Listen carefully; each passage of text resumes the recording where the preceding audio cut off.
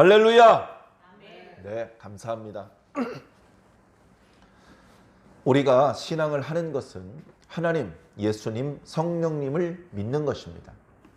우리가 신앙생활을 하고 있는데 대충 이렇게 습관에 젖어서 하게 되는 경우도 많이 있습니다. 그러나 가끔씩 한 번씩은 내가 정확히 누구를 믿는 것인지, 내가 정확히 어느 방향으로 머리를 숙여 경배를 해야 되는 것인지, 내가 믿는 분의 이름이 무엇인지 정확히 알아야 되죠. 그래서 새삼스럽게 말씀드리자면 우리 신앙의 대상은 성삼위 하나님입니다. 하나님, 예수님, 성령님이라고 우리가 많이 말씀을 들었죠. 그래서 하나님이 나오는 장면이 있고 예수님이 나오는 장면이 있고 또 성령님이 나오는 장면이 있죠. 예수님과 성령님이 함께 나오기도 하고 하나님과 성령님이 함께 활동하기도 하고 여러 가지 상황이 있을 수 있습니다. 그것은 모두 인간적인 관점에서 표현하는 것입니다. 하나님은 우리보다 높으십니다. 하나님의 존재 양식을 우리 인간의 관점에서 정확히 읽어낼 수 있다? 불가능합니다. 만약에 읽어낼 수 있다면 그분은 신이 아닙니다. 그래서 우리는 하나님께 대하여 다 알 수도 없고 정확히 볼 수도 없습니다. 그러나 완전히 우리가 눈꽃만큼도 알지 못하는 어둠 속에 숨어 계신 것은 아니고 하나님께서 스스로 우리에게 당신을 보여주셨습니다. 스스로 본래는 숨겨져 있었던 당신의 모습 중에서 우리에게 필요한 것, 우리가 감당할 수 있는 것, 우리가 꼭 알고 믿어야 되는 것들을 꺼내서 보여주시는 것, 그것을 어려운 말로 계시라고 합니다. 그래서 우리는 그것이 계시라면 하나님께서 입술을 열어서 말씀하시는 것, 음성을 발하여 주시는 것도 계시이고 그 말씀이 능력이 되어서 우리 세계에 어떤 변화를 일으키신다면 그 모든 것도 계시구나. 창조도 계시고 구원도 계시고 심판도 계십니다. 당연히 하나님의 영들이 이 땅에 오시는 것도 그들이 입술을 열어서 하나님의 말씀을 언어적인 방법으로 선포하는 것도 다 계시죠. 그런 방법으로 하나님께서 이 땅에서 우리 하나님의 백성들이 꼭 알아야 되고 믿어야 되는 내용들을 기록한 책이 바로 성경책입니다. 종교들마다 각자 자신들 나름대로의 경전을 제시합니다. 우리 경전이 저쪽 종교의 경전보다 분량이 훨씬 많습니다. 자부심이 대단합니다. 그래서 우리가 들어보신 적이 있으시겠습니다만 과거 우리나라가 불교를 통치 이념으로 삼고 나라를 다스리던 때 외적이 쳐들어오니까 그 불교 종교심의 힘으로 그 외적을 물리치기 위해서 8만 대장경을 목판화로 만들었다. 이제 그런 이야기들을 들어본 적이 있을 것입니다. 거기서 말하는 대장경이라는 것은 불교에서 말하는 수없이 많은 경전들을 다 빠짐없이 다 모은 것을 대장경이라고 합니다. 불교의 모든 경전을 모은 것이죠. 그리고 그것을 언제든지 먹을 발라서 종이를 덧대면 이렇게 인쇄해낼 수 있도록 이렇게 목각판으로 그렇게 이제 만든 것이죠. 그렇게 만들고 났더니 그 목각판이 8만 개가 조금 넘는다. 그래서 8만 대장경이라고 이름이 붙어 있습니다. 대단합니다. 불교의 본산지 인도나 중국에도 그런 건 없습니다. 세계문화유산으로 등재가 되고 아주 자부심이 대단하죠.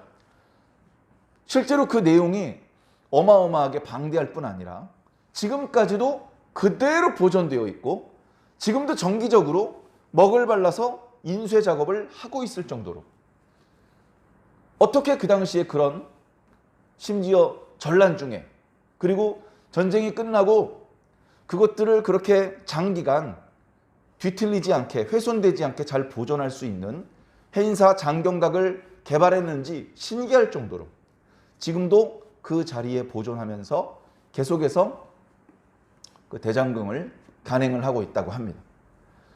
그러면서 이제 자부심이 대단한 것이죠. 불교의 철학은 기독교나 도교나 유교가 논할 바가 아니다. 유교도 경전들이 많이 있습니다. 그 중에 사서 삼경을 간추려서 우선 이것부터 공부해라, 그런 적도 있었지만 그것이 전부가 아니고 더 많은, 더 방대한 경전들이 있습니다. 도교 점치고 뭐 좀 낮추어 보기도 하고 그랬었던 것이지만, 도교도 우리가 잘 몰라서 그렇지 대장경이 있습니다. 어마어마한 분량입니다. 그런 것에 비하면 성경은 분량이 작습니다. 그런 것에 비하면 분량이 작아요. 이게 전부 다예요. 제가 들고 있는 이 책은 찬송가도 포함하고 있어요. 찬송가를 빼면 여기서 두께가 3분의 2 정도로 줄어들 겁니다. 하나님을 알고 싶고 하나님의 말씀을 듣고 싶고 하나님의 세계에 더 깊숙이 들어가고 싶은 신앙적인 열망이 있는 사람들은 성경이 좀 더 자세히 우리에게 신비한 영적인 세계를 보여주지 않고 더 자세한 이야기를 들려주지 않은 것이 좀 안타깝습니다. 그러나 성경은 분명히 말하고 있습니다. 이거면 충분하다. 성경은 처음부터 모든 것을 다 가르쳐주기 위해서 기록된 것이 아니고, 읽고 믿고 구원받아야 될 백성들이 알아야 되는 것, 믿어야 되는 것들, 구원받는 데 도움이 되는 것, 꼭 필요한 것들만 기록된 것들입니다. 단순히 재미있게 하려면 여기 재미없는 내용들 빼고 재미있는 내용을 더 추가해야 됐을 것입니다. 단순히 양을 늘리는 게 필요했다면 훨씬 더 방대한 양을 만들 수도 있었을 것입니다. 그러나 지금 성경책의 모양으로 충분한 것이지요. 그래서 우리는 이 성경을 믿음의 눈으로 보아야 됩니다. 뭐야 이거, 요거밖에 안 돼? 그렇게 인간적인 관점, 다른 종교에서 자랑스럽게 제시하고 있는 방대한 경전의 분량과 비교해서 이 성경을 볼 것이 아니고 그저 믿음의 눈으로 성경을 바라보아야 하는 것입니다.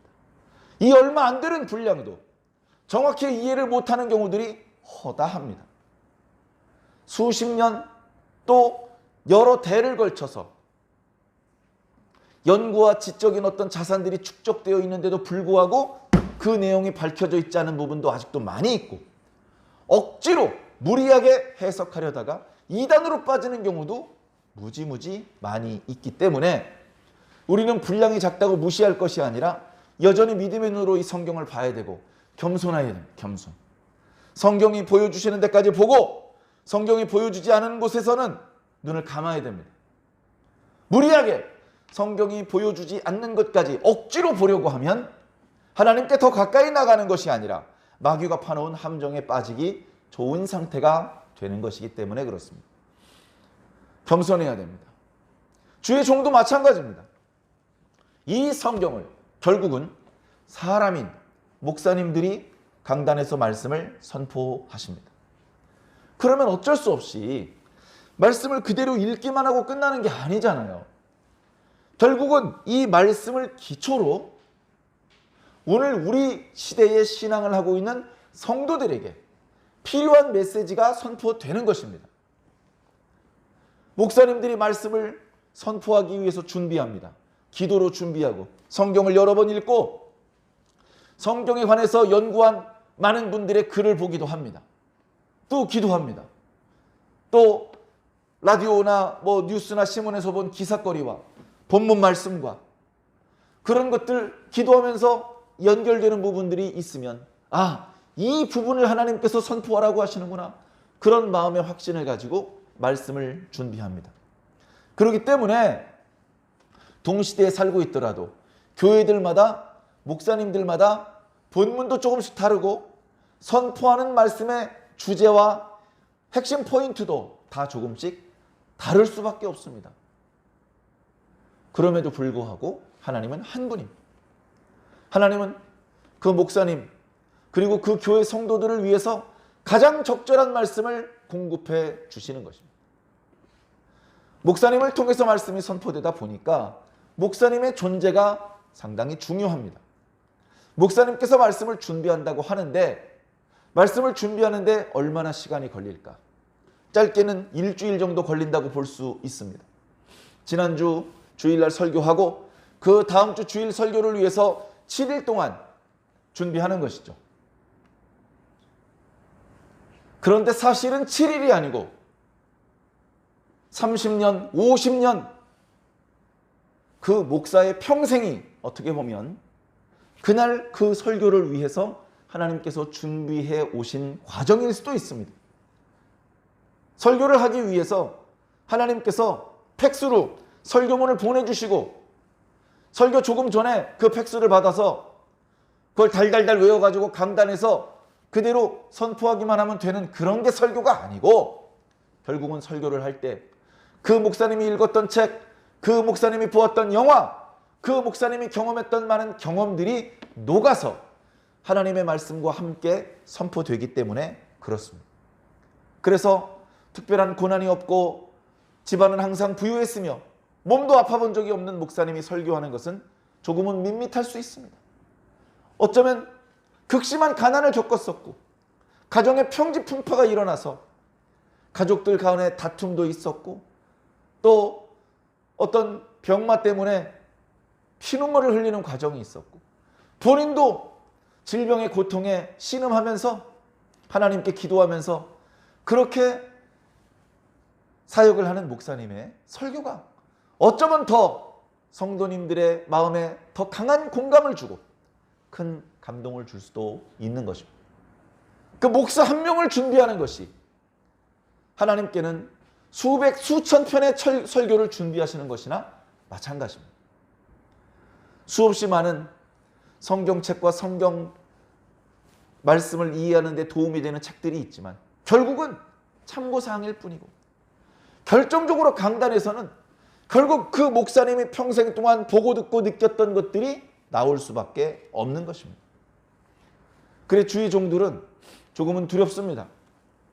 이미 주의 종이 되었는데 하나님 주께서 더 강하게 붙잡아 주시옵소서. 제가 경험한 것들 중에는 정말 감동적인 하나님의 은혜를 체험한 그런 경험도 있지만 욕심에 치우쳐서 실수한 적도 있었고 성도들에게 알리기 부끄러운 그런 부분도 예를 들면 있기 때문에 하나님께서 잘 붙들어 주셔서 하나님의 말씀이 선포되는데 유익된 부분들만 드러날 수 있도록 그렇죠? 오히려 드러나면 안 되는 것이 드러나면 성도들이 하나님께 집중하지 못하고 초점이 분산될 수도 있습니다. 그래서 여러분들 종종 부탁드렸던 것처럼 저를 위해서 늘 기도해 주시기 바랍니다. 제가 좋은 목회자가 되도록 좋은 말씀 사역자가 될 수 있도록 기도해 주십시오. 그러면 결국 여러분들이 유익될 줄로 믿습니다.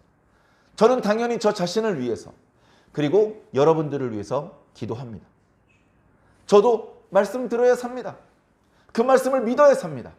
그 말씀을 실천해야 삽니다. 목사는 말씀을 선포하기만 하고 듣지는 않느냐? 아니요. 말씀 선포되는 이 시간에 저는 동시에 제가 말씀을 듣는 자이기도 합니다. 제가 말씀을 선포하는 것 같지만 이 시간 제가 말씀을 듣고 있기도 하다는 것입니다. 그래서 제가 좋은 말씀 사역자가 되면 여러분뿐 아니라 저도 큰 유익을 받습니다. 이렇게 좋은 말씀, 좋은 하나님의 은혜, 더 강하신 하나님의 감동 이런 것들을 체험하면서 우리가 신앙생활할 수 있다면 당연히 더 좋은 신앙을 할 수 있겠죠. 우리 교회는 그렇게 큰 교회가 아니기 때문에 교회에서 펼치는 사역도 그렇게 다양하지 못합니다. 큰 교회에서는 뭐 예를 들면 병원 사역도 하고 고아원 사역도 하고 교도소 사역도 하고 뭐 청년 사역, 어린이 사역, 청소년 사역, 노인들 사역 다양한 사역을 할 수 있겠지만 저희 교회는 이제 그렇게 다양한 사역을 펼치지는 못하고 있습니다. 언젠가 허락하시면 해야 되겠죠. 자, 그러나 최소한 우리에게 허락하신 예배에 대해서만큼은 우리가 할 수 있는 최선의 정성을 다 바쳐야 되겠습니다. 예배 때마다 억만금 헌금하라는 게 아니지 않습니까? 그저 이미 약속된 시간에 다른 복잡한 일이 생기지 않도록 미리 잘 조정을 하고 예배가 시작되기로 약속된 그 시간보다 서둘러서 예배를 준비하고 예배 시간에 급히 전화를 받거나 급히 뛰어나가서 일을 처리해야 되거나 하지 않도록 잘 준비를 해서 예배가 진행되는 동안 예배만 집중하는 겁니다. 찬송 부르고 기도하고 말씀 읽고 또 말씀 듣고 예배에 집중을 할 때 그래야 예배에 유익이 있지 않겠습니까? 다른 거 하는 것도 없는데 예배도 대충대충 드리면 교회도 아니죠. 신앙인도 아닙니다. 교회도 아니고 신앙인도 아닌데 천국을 갈 수 있을 것 같습니까? 복을 받을 수 있을 것 같습니까? 우리의 기도가 하나님께 상달될 수 있을 것 같습니까? 점점 그 좋은 일은 먼 이야기가 되어버릴 수밖에 없겠죠. 교회 직접 출석하지 못하고 영상으로 예배를 드리더라도 여러분들이 할 수 있는 최선의 정성을 다해 주시기를 부탁드립니다. 영어에도 남의 이야기를 듣는 단어를 두 가지 단어로 분리해서 설명하고 있습니다. hear, 그 다음에 listen. hear는 노력하지 않아도 그냥 들리는 것을 말합니다. 예배 때 선포되는 말씀을 그냥 들리는 것으로 들으면 안 됩니다. listen은 있는 힘을 다해서 경청하는 것을 말합니다. 적극적인 경청을 해야 됩니다. 그렇게 하면 이상하게 말씀이 오랫동안 기억에 남습니다. 말씀은 그렇게 들어야 됩니다. 예로부터 지금까지 말씀을 hear 하라고 말씀하신 적이 없습니다. listen 하라고 말씀하셨습니다. 들으라 이스라엘아. 쉐마 이스라엘이라는 말은 군대에서 쓰는 표현으로는 동작 그만! 하던 일을 멈추고 지금부터 선포되는 하나님의 말씀을 들으라. 집중해서 들으라. 이런 의미가 담겨 있는 것입니다. 그래서 신명기 말씀에 뭔가 중요한 말씀을 하실 때마다 먼저 쉐마 이스라엘이라고 말씀하셨던 것입니다. 들으라 이스라엘아. 여호와 하나님은 오직 한 분이야. 나 잊어버려도 이건 기억해야 돼. 하나님 한 분이야. 너희는 그분을 사랑해야 돼. 니들 목숨보다 더 사랑해야 돼. 그런 중요한 말씀을 하실 때 바로 쉐마 이스라엘이라고 먼저 말씀하셨던 것입니다. 우리가 예배 드릴 때마다 영적으로 하나님께서 쉐마 이스라엘 하는 음성을 들으셔야 됩니다.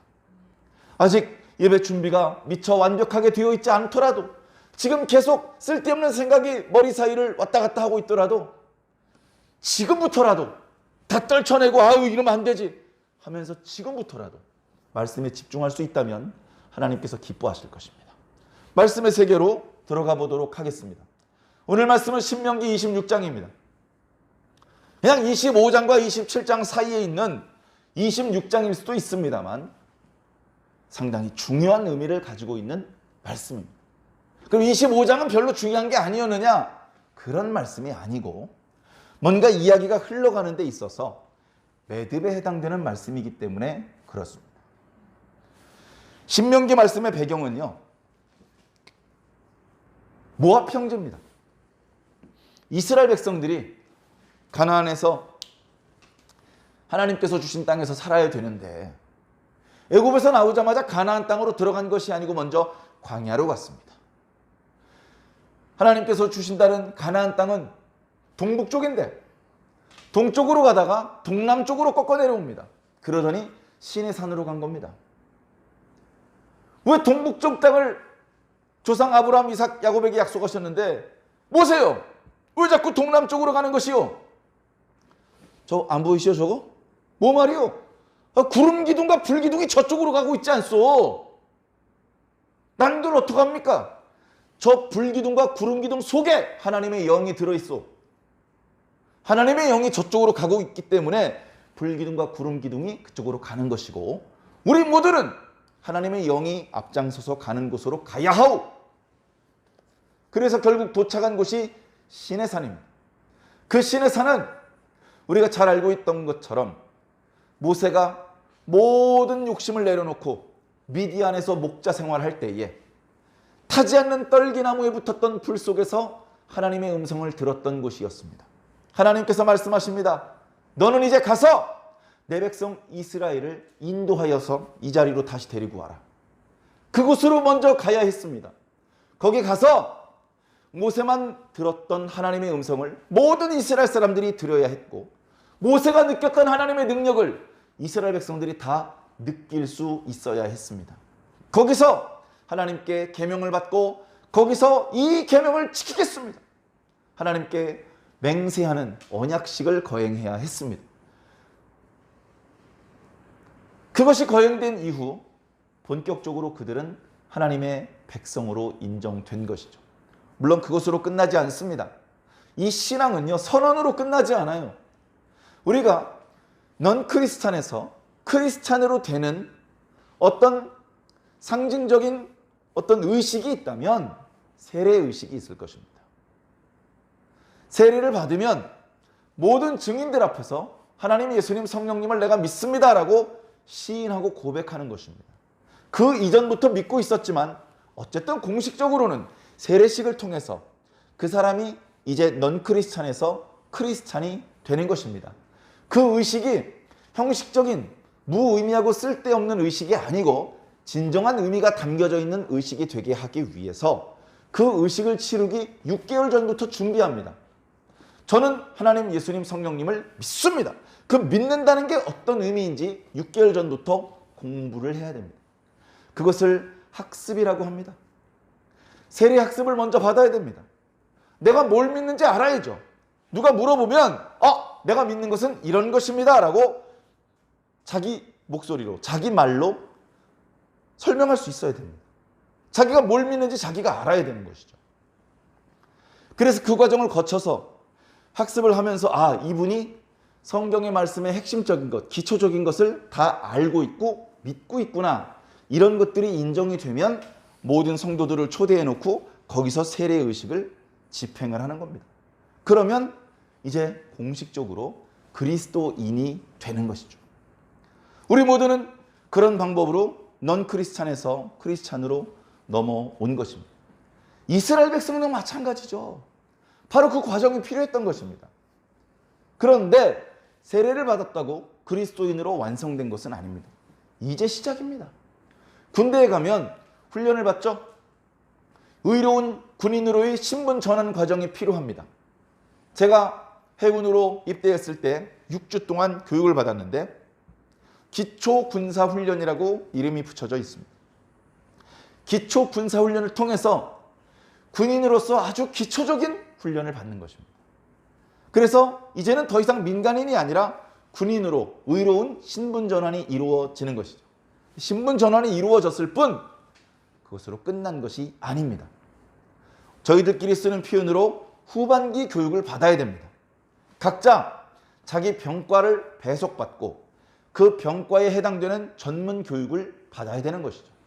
육군으로 말하면 보병은 보병교육, 포병은 포병교육, 전차 기갑은 전차 기갑의 교육, 수송, 보급, 각종 파트들이 있지 않습니까? 해군에는 조타도 있고 갑판도 있고 기관도 있고 전탐, 음탐, 그런 타군에 없는 그런 병과들이 있습니다. 그래서 실무에서 실제 그 임무를 수행하기 위해서는 기초 군사훈련만으로 부족합니다. 후반기 교육을 받습니다. 후반기 교육 기간이 기초훈련 기간보다 훨씬 길어요. 기초군사훈련은 6주지만 후반기 교육은 짧아도 12주, 길면 50주씩 교육을 받기도 합니다. 50주면요 1년 내내 교육받는 겁니다.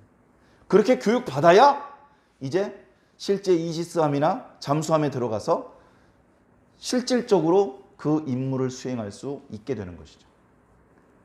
우리 신앙인도 세례를 받았다고 끝나는 게 아니에요. 이제 시작입니다. 세례 받아봤자 집사도 아니에요. 앞으로 배워야 될 말씀이 많이 있고 앞으로 경험해야 될 은혜 체험들이 많이 있고 아직도 맺어야 될 열매들이 많이 있어야 되는 것입니다. 그렇기 때문에 이스라엘 백성들은 어쩌면 끝난 게 아니에요. 지금 아직도 진행 중이에요. 그렇게 하나님과 언약을 체결하고 하나님과 언약을 체결한 것에 대해서 구체적으로 하나님과 이스라엘 백성과의 연결고리를 든든하게 하기 위해서 성막을 건축하고 그리고 거기서 하나님께 제사를 드리면서 하나님과 이스라엘 백성 사이 영적인 창구가 뻥 뚫리고 그 상태에서 가나안 성으로 들어가면 그냥 그야말로 노프라블럼, 아무 브레이크 걸리지 않고 순조롭게 가나안 땅을 정복하고 그 땅을 하나님의 이름이 왕노릇하는 땅으로 만들어낼 수 있었을 텐데 안타깝게도 여러 가지 문제가 있었습니다. 금송아지를 만드는 사건도 있었고 정탐꾼을 보내려고 했는데 그 중에 10명이 모든 백성들로 하여금 하나님을 배반하게 만드는 그런 사건도 있었습니다. 그 어마어마한 두 사건을 비롯해서 수도 없이 하나님의 마음을 아프게 하는 그런 범죄들을 이스라엘 백성들은 무수히 많이 저질렀고 결국 출애굽 1세대는 광야 38년 반 기간 동안 광야에서 다 죽임을 당하게 되었습니다. 하나님의 약속은 변경되지 않습니다. 약간 지연되었을 뿐입니다. 광야 1세대가 죽은 다음에 광야 2세대들을 통해서 하나님께서는 본래 아브라함과 맺으셨던 언약을 지킬 계획을 하고 계셨던 것이죠. 자, 그렇게 해서 지금 신명기 말씀이 선포되는 시점에는 출애굽 1세대는 이미 다 죽었습니다. 지금 모세를 통해서 말씀을 듣고 있는 사람들은 출애굽 2세대들입니다. 그런데 이 출애굽 2세대들은 시내산에서 하나님과 언약을 맺지 않았습니다. 그렇기 때문에 어쩌면 직간접적으로 이미 듣고 알고 있는 내용이겠지만 공식적으로 모세를 통해서 하나님의 말씀이 다시 수여될 필요가 있습니다. 그 말씀이 바로 신명기입니다. 새롭게 명령을 주시는 말씀이라는 것입니다. 이 말씀을 끝으로 모세는 죽습니다. 모세가 왜 가나안 땅에 들어가지 못하고 죽어야 되는지를 설명드리면 너무 또 길어지니까 그동안 여러 차례 말씀드렸으니까 생략하기로 하고요. 결과적으로 신명기 말씀은 모세의 고별 설교다.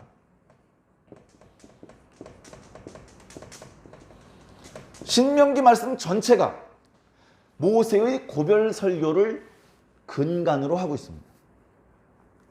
모세의 고별 설교가 3번 나옵니다. 첫 번째, 두 번째, 세 번째. 첫 번째 고별 설교는 1, 2, 3, 4장입니다. 거기에는 과거에 하나님께서 지금 여기 모압 평지에 올 때까지 어떻게 우리를 인도하셨었는지, 우리가 어떤 범죄를 드렸고 하나님께서 어떻게 해주셨는지에 대한 회고가 나옵니다.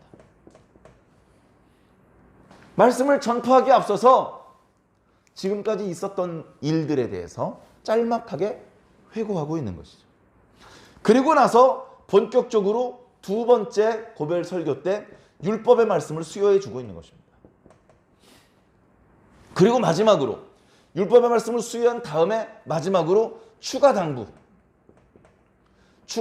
말씀이 나타납니다. 왜 추가 당부의 말씀을 할 수밖에 없었는지는 나중에 또 말씀드리도록 하겠습니다. 자, 율법의 말씀을 가르쳐주는 이 두 번째 고별 설교가 신명기 전체의 대부분을 차지합니다. 4장부터 오늘 말씀 26장까지가 이 율법을 수요하는 그런 말씀들입니다. 그 중에 전반부는 율법의 원리에 대해서, 율법을 왜 주시는 건지, 지키면 어떤 좋은 일이 있는지, 안 지키면 어떻게 되는지, 왜 이걸 지켜야 되는지, 왜 이걸 주시는 것인지, 이런 것들에 대한 원리에 대해서 앞부분은 설명해 주시고, 그리고 이 두 번째 고별 설교의 뒷부분은 구체적인 율법의 내용들을 전수해 주십니다.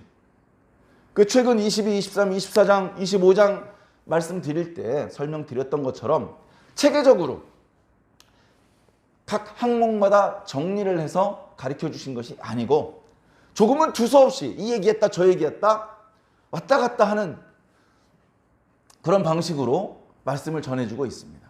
그래서 조금 무질서해 보일 수도 있고 또는 어떤 관점을 가지고 말씀을 대하니까 아하, 이거 나름대로 질서가 있고 의미가 있는 것이었구나.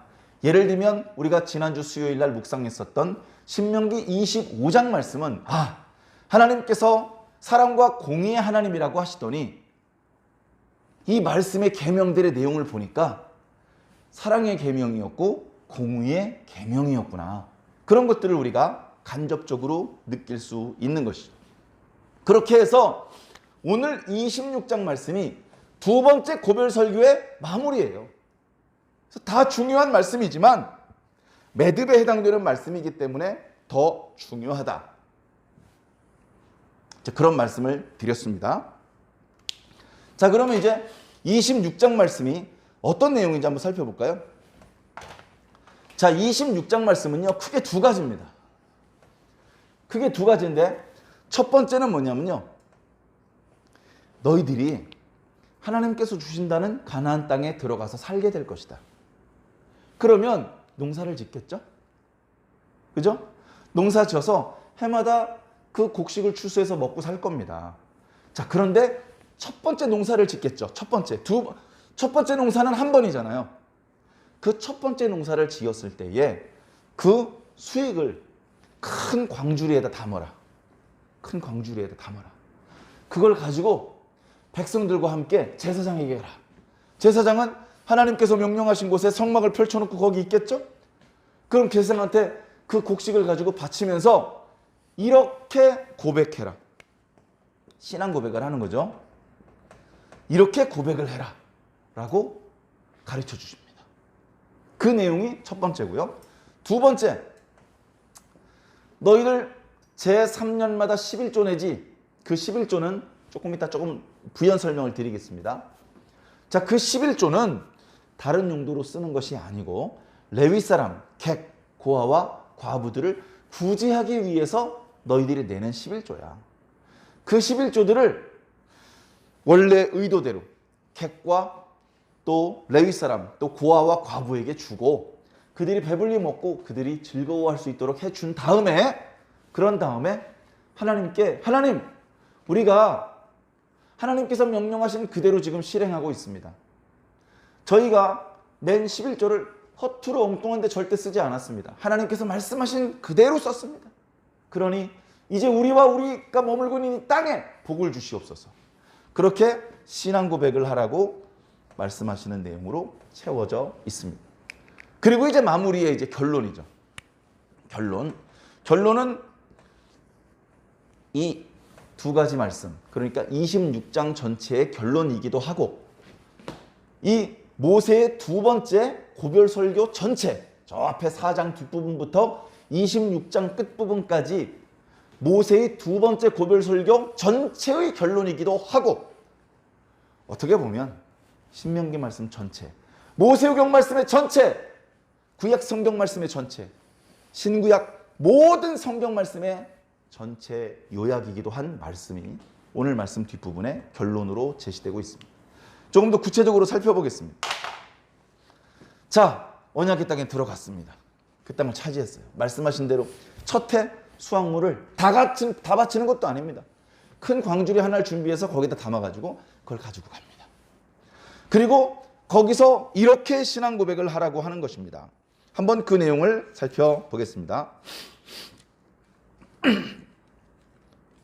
자, 5절부터입니다. 너는 또 네 하나님 여호와 앞에 아뢰기를, 내 조상은 방랑하는 아람 사람으로서, 누구죠? 야곱을 말하는 겁니다. 그가 애굽에 내려가서 거기에서 소수로 걸어가더니 요셉 때 70명을 이끌고 애굽으로 내려갔습니다.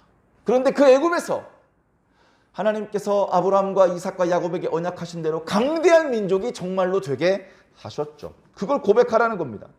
거기에서 크고 강하고 번성한 민족이 되었는데 애굽 사람이 이스라엘 사람들을 학대했습니다. 중노동을 시켰습니다. 너무 힘들어서 하나님께 부르짖었습니다. 하나님께서 우리의 음성을 들으셨고 우리의 고통과 신고와 압제를 보셨다. 하나님께서 듣고 보신다는 게 얼마나 좋은 건지 모릅니다. 그래 하나님께서 가만히 계시지 않고 강한 손과 편팔로 큰 위험과 이적과 기사를 애굽에 쏟으셨습니다. 10가지 기적이죠. 그렇게 함으로 해서 이스라엘 백성들은 더 이상 노예가 아니고 자유자의 신분으로 애굽에서 나오게 하셨습니다. 우여곡절이 있었지만 결국 젖과 꿀이 흐르는 곳 가나안 땅에 들어와 살게 된 것입니다. 광야 40년은 먼 미래가 되면 잊혀질 것입니다. 광야 40년의 과정이 있었지만 결국 그것은 하나님의 실수가 아니고 이스라엘 백성들의 범죄였을 뿐이고, 하나님께서는 이스라엘 백성들이 범죄했음에도 불구하고 그 언약을 바꾸지 않으시고 신실하고 성실하시게 언약대로 이스라엘 백성들을 가나안 땅 안에 들어와서 살 수 있도록 해주신 것이죠. 그 망극하신 하나님의 은혜 때문에 우리가 지금 이 젖과 꿀이 흐르는 땅에 들어와 살고 있습니다. 이거 다 하나님의 은혜입니다. 자, 10절, 여호와께서 이제 내게 주께서 내게 주신 토지 소산의 만물은 첫 수확이라는 것이죠. 가져왔나이다. 그렇게 고백을 하라는 겁니다. 이 땅을 차지하게 된 것도, 여기 곡식을 추수하게 된 것도 다 하나님의 은혜입니다. 우리는 실수했고 범죄했는데 하나님 다 용서해 주시고 다시 기회를 주셔서 결국 우리가 이 땅을 차지했고 지금 이렇게 소산물을 바칠 수 있기까지 되었습니다. 그렇게 하나님께 고백을 하라는 것이죠. 그렇게 하고 너는 그것을 네 하나님 여호와 앞에 두고 네 하나님 여호와 앞에서 경배하라. 하나님께 바치고 엎드려 절하라는 거예요.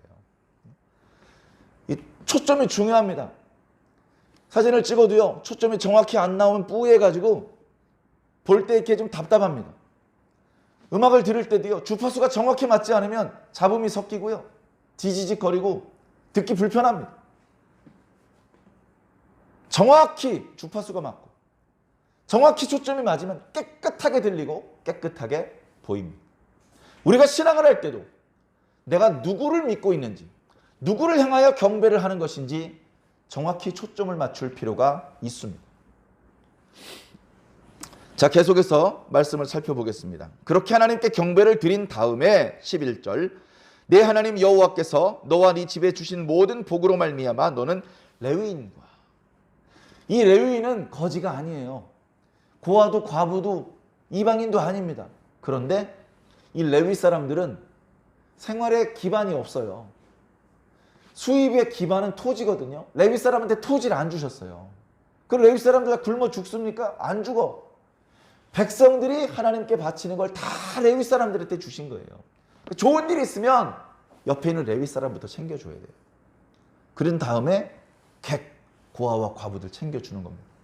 한 사람도 하나님의 이름이 왕노릇하는 땅에서 우울하고 배고프고 춥고 하나님 힘들어 죽겠어요, 이렇게 하소연하는 일이 없도록 해야 된다는 것입니다.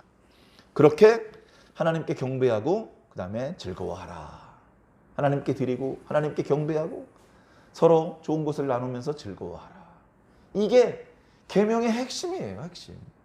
1년에 하루만 이렇게 하라는 것이 아니고요, 1년 내내 아침에만 그러지 말고 아침 저녁으로 너희들이 그 땅에 살고 있는 동안 1초도 어기지 말고 이렇게 하라는 겁니다. 첫 번째 수확만 바치라는 뜻이 아니고요, 그만큼 너희들이 하나님의 은혜 덕분에 살고 있다는 것을 잊지 말고 네 땅에서 같이 살고 있는 사람들 중에 더러 좀 가난하고 형편이 좀 딱한 사람들이 있을 때 그들에게 장부에 기록하지 말고 그냥 퍼주라는 겁니다. 이게 하나님의 사랑의 계명이 아니면 무엇이겠습니까? 자, 두 번째 12절에 보니까 셋째 해 곧 11조 드리는 해라고 말하고 있는데요. 자, 11조가 있습니다. 하나님께서 이만큼 주셨어요. 이 개념이 분명히 있어야 돼요. 내가 월급을 받았어요. 내가 농사지어서 수확을 얻었어요. 이거 뭡니까? 하나님께서 주신 거예요. 내가 뼈 빠지게 일해서 받은 게 아니라고요. 신앙인은 최소한 그 정도는 알아야 됩니다. 그게 안 되면 대화가 잘 안 되는 거죠. 자, 하나님께서 주셨는데 하나님 거예요. 그러니까 하나님께 다 바쳐야 되느냐? 안 그래도 된대요. 10분의 9는 네가 써라. 10분의 1은 11조예요. 11조. 이건 하나님께 바치는 겁니다. 11조를 바치면 하나님께서 받으셔요. 받으시고 그걸 레위 사람들한테 줍니다. 레위 사람들은 그 10분의 1 중에서 좋은 거 10분의 1을 다시 모아서 제사장들한테 줍니다. 그래서 레위 사람과 제사장들이 생활을 할 수 있게 해주십니다. 이게 첫 번째 11조입니다. 제1 11조. 자, 그런데 성경에 보면 제2 11조가 있어요. 제2 11조가 있어요. 자, 11조를 이거 원래 하나님 거예요. 전체가. 그 중에 10분의 1을 바치라고 해서 10분의 1은 확실히 하나님 거야. 이건 아브라함도 했었고 야곱도 했었잖아요. 그러면 10분의 9가 남았죠? 10분의 9 남은 것 중에서 또 10분의 1을 제2 11조로 드려라. 이건 매년 드리는 게 아닙니다. 안식년을 중심으로 1, 2, 3, 4, 5, 6, 7 안식년이잖아요. 안식년에는 11조를 드리는 게 아니에요. 이 앞에 첫 번째 해부터 여섯 번째 해 11조를 드리는 거예요. 그런데 세 번째 해하고 여섯 번째 해는 제2 11조도 드려라. 매년 드리는 게 아니고 세 번째 해하고 여섯 번째 해에 제2 11조를 드리는데 제2 11조를 어디다 쓰느냐? 가난한 자 구제하는 데 쓰라는 겁니다. 가난한 자. 7년에 2번은 제2 11조를 드려서 그 가난한 자한테 주라는 겁니다. 장부에 기록하고 갚어 이게 아니고 그냥 주라는 겁니다. 11조의 양이 가난한 자보다 충분히 많기 때문에 저장해 두었다가 3년 동안 나눠서 줄 수 있어요. 그죠? 부족하면 여섯 번째에 또 제21조를 걷어서 가난한 자들한테 나눠주라는 겁니다. 이 부분을 모르는 그리스도인들이 참 많이 있습니다. 그러나 말씀을 기왕에 우리가 묵상을 하고 있기 때문에 정확히 알면 좋겠습니다. 자, 그래서 제21조를 거두었습니다. 그리고 그 11조를 지들 맛대로 자기 쓰고 싶은데 막 쓰지 않고 하나님께서 말씀하신 그대로 가난한 자들을 구제하는 데 썼어요. 그렇게 쓴 다음에 하나님께 이렇게 신앙 고백을 하라는 겁니다. 자, 뭐라고 신앙 고백을 하느냐 하면 13절에 그리할 때에 네 하나님 여호와 앞에 아뢰기를, 그 다음에 내가 성물을 내 집에서 내어 레위인과 객과 고아와 과부에게 주기를 주께서 내게 명령하신 명령대로 하였사오니 내가 주의 명령을 범하지도 아니하였고 잊지도 아니하였나이다. 내가 애곡하는 날에, 그러니까 부정한 방법으로 모으거나 쓰지 않았다는 것이죠. 애곡하는 날에, 그러니까 누가 가족 중에 누가 죽었어요.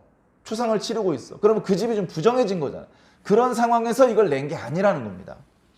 애곡하는 날에 이 성물을 먹지 아니하였고 부정한 몸으로 이를 떼어두지 아니하였고 죽은 자를 위하여 이를 쓰지 아니하였고 내 하나님 여호와의 말씀을 청종하여 주께서 내게 명령하신 대로 다 행하였사오니 원하건대 복을 주시옵소서.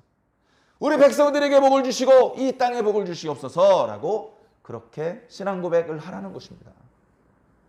이 두 가지죠. 이 핵심입니다. 자, 이제 벌써 말씀을 마쳐야 될 때가 됐으니까 바로바로 그 의미를 말씀드리겠습니다. 두 가지 신앙 고백을 하라고 말씀하셨는데 첫 번째 신앙 고백은요, 하나님께 하는 겁니다. 그죠? 두 번째 신앙 고백도 물론 하나님께 하는 건데 첫 번째 신앙 고백을 하는 내용은 하나님께서 베풀어 주신 은혜에 대한 감사라는 겁니다. 이런 은혜를 베풀어 주신 것에 대해서 감사하는 내용의 신앙 고백입니다. 이것을 굳이 이름 붙이자면 하나님을 사랑하라는 겁니다. 하나님께 대한 사랑의 고백을 하라는 겁니다. 하나님과의 관계에 있어서 하나님께 감사하고 하나님께 고마워하고 하나님께 사랑의 고백을 드리라는 겁니다. 자, 두 번째는 뭐죠? 뭔지 아시겠죠, 이제? 두 번째는 이웃사랑입니다. 이웃사랑. 말로만 사랑하지 말고, 말과 혀로 사랑하지 말고 행함과 진실함으로 사랑하라. 그래, 그것을 실천할 수 있는 구체적인 규례를 주셨고 너희는 말씀에 어긋나지 않게 그대로 순종해라. 그런 다음에 복을 요구하면 복을 주신다. 이게 모세 두 번째 고별 설교의 핵심적인 결론입니다.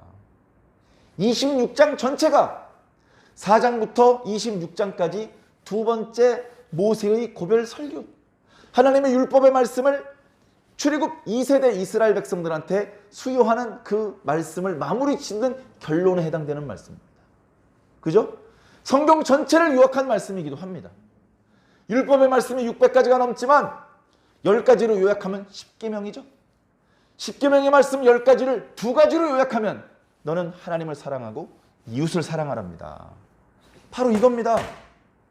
그 두 가지를 한 가지로 요약하면 하나님께서 거룩하신 것처럼 너희도 거룩할지어다. 거룩한 자는 사랑을 실천하는 자입니다. 사랑을 실천하지 않는데 무슨 거룩입니까? 다 위선이지. 진짜 거룩한 사람은 약한 사를 보면서 외면할 수가 없는 겁니다.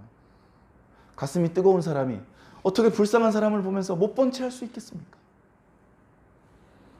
사랑을 실천한 다음에 말씀하신 대로 우리가 사랑을 실천하였나이다. 그렇게 하나님께 고백하고 그렇게 하나님께 영광을 돌리라는 겁니다. 자, 시간이 없으니까 결론 부분 말씀드리겠습니다. 자, 이 결론 부분은요, 이런 겁니다. 시간이 없으니까 그냥 막 군더더기 없이 그냥 결과치만 말씀드립니다. 결론은 세 가지인데, 첫 번째, 이 율법을 지키는 생활은 너희들의 생활의 일부분이 돼서는 안 된다. 너희들의 생활의 전체가 되어야 된다. 너희들의 생활 전체, 삶의 모든 영역 속에서 하나님과 동행하고 하나님의 말씀을 실천하는 삶을 살아야 된다. 니들 멋대로 살다가 일주일에 한 번 안식일에는 율법을 지켜라, 이게 아니란 말이에요. 그냥 네가 태어나서 죽는 날까지 하나님과 이웃 사랑하는 것을 1초도 쉬지 말고 실천하며 살라는 겁니다. 자, 두 번째, 율법은 너희들이 지식을 자랑하기 위해서, 잘 암기하기 위해서 주어진 것이 아니고 실천하기 위해서 주어진 거라는 겁니다. 이 율법을 알고만 있지 말고 반드시 실천해야 된다. 그게 16절부터 19절까지 말씀입니다. 하나 더, 너희들이 하나님을 여호와로 인정해라. 너희들이 여호와를 하나님으로 인정하면 하나님께서도 너희를 당신의 백성으로 인정할 것이다.